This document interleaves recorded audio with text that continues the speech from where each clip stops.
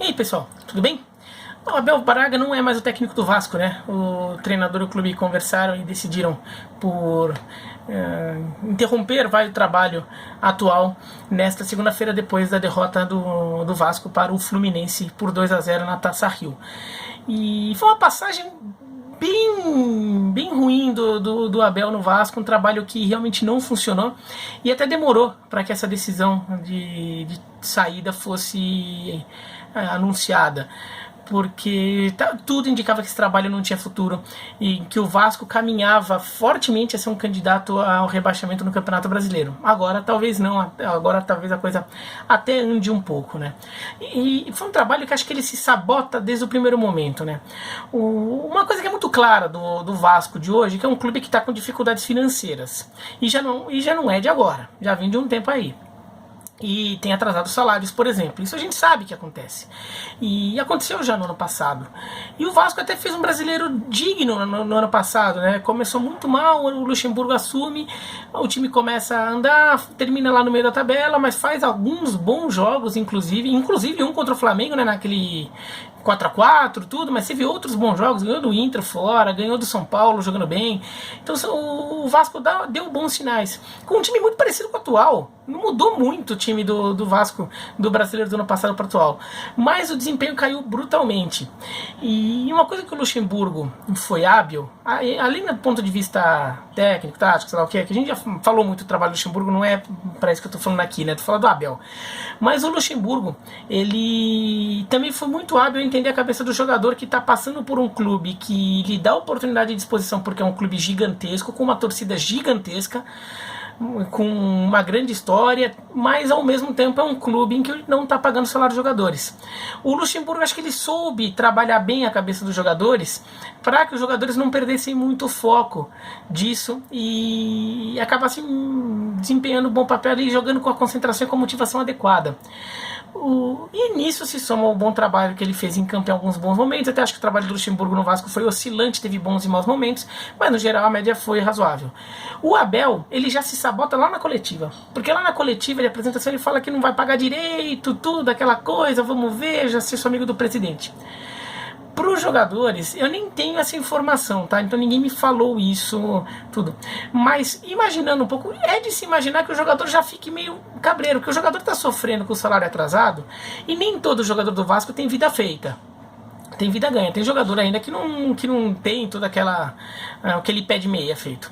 Ver um técnico falando isso, ele não estou dizendo que ele vai ficar com má vontade do técnico, que ele vai jogar mal de propósito, tudo, ou que ele vai querer derrubar o técnico. Mas aquela relação com o técnico já não fica mais tão próxima, né? Já perde um pouco.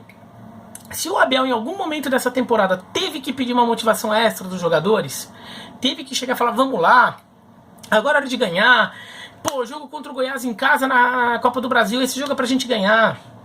Jogo contra o ABC em casa na Copa do Brasil, sei lá o que, né? Contra o Altos do Piauí, torcida maravilhosa do Vasco no Piauí, recebeu a gente no aeroporto, tem que jogar para ganhar. Todas aquelas coisas, o jogador tá pensando no salário atrasado e talvez ele pense que o técnico não tá na mesma barca que ele, que não tá sentindo completamente as dores que ele sente. E então fica uma desconexão. Mesmo quando você não joga de propósito mal, você já joga com um pouquinho menos ligado, menos concentrado, e num futebol de alto nível, futebol profissional de primeira divisão, isso faz diferença. Você já vê que o nível de concentração cai, né? O Flamengo, neste sábado, jogou com o estádio fechado e jogou com um nível de concentração baixo, quase perdeu a Portuguesa Carioca, né? Então, assim, no futebol de alto nível, você tem que jogar com a concentração sempre no máximo. Isso o Abel já se perde ali. Além disso, as escolhas e todos os métodos do Abel já não estão mais funcionando. A gente já viu isso no ano passado, com um timaço do Flamengo nas mãos, mesmo que ainda não tendo Rafinha, Felipe Luiz e Gerson, era um timaço, ganhou o Carioca, por exemplo, mas no brasileiro estava naquele sofrimento todo, quase perdeu em casa do time reserva do Atlético Paranaense, no brasileiro, tudo, e a gente viu depois com o Jorge Jesus o que era capaz de fazer com aquele time. Depois ele vai no Cruzeiro, meio que apostando na camaradagem dele com o Thiago Neves, talvez ele ganhasse o grupo do Thiago Neves, tal coisa andasse, e no final das contas não andou, né? E o Cruzeiro até fica muitos jogos invictos, só que só empatando e acabou sendo rebaixado.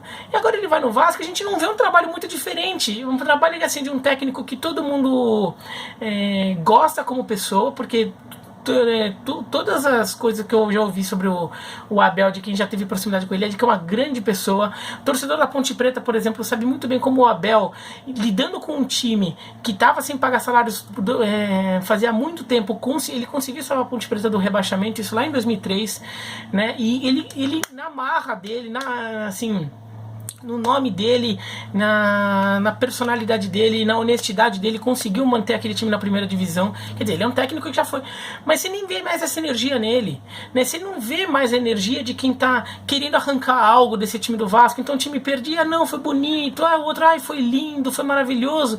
Quer dizer, uma passividade muito grande. Quer dizer, ele mesmo parece não ter mais aquela energia para tentar tirar algo. E como vai exigir isso do jogador? Fica difícil. O trabalho, mesmo trabalho técnico, tático, também não está funcionando. O Vasco começou a cair. Você vê como jogadores que até foram importantes há pouco tempo caíram muito. O Iago Pikachu jogando muito pior.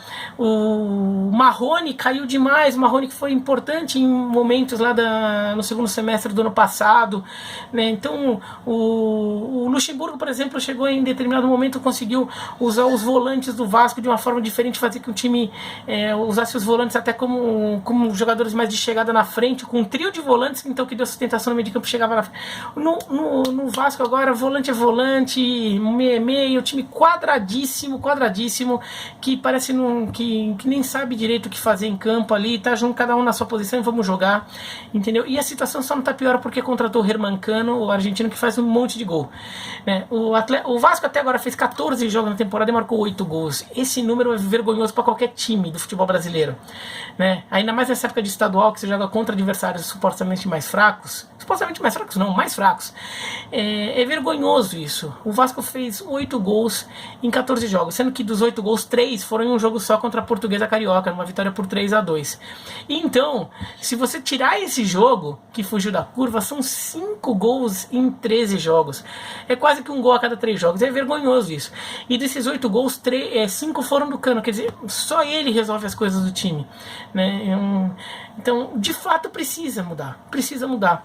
Esse Vasco seria rebaixado no Campeonato Brasileiro, porque você não via o time sair do lugar e você não via nem o técnico ter uma energia para isso. Um técnico que foi jogador do Vasco durante muito tempo, chegou à seleção brasileira como atleta do Vasco. Quer dizer, é um cara que tem identificação, mas que está num momento da vida dele que ele não está mais conseguindo tirar essa energia para fazer algo extra.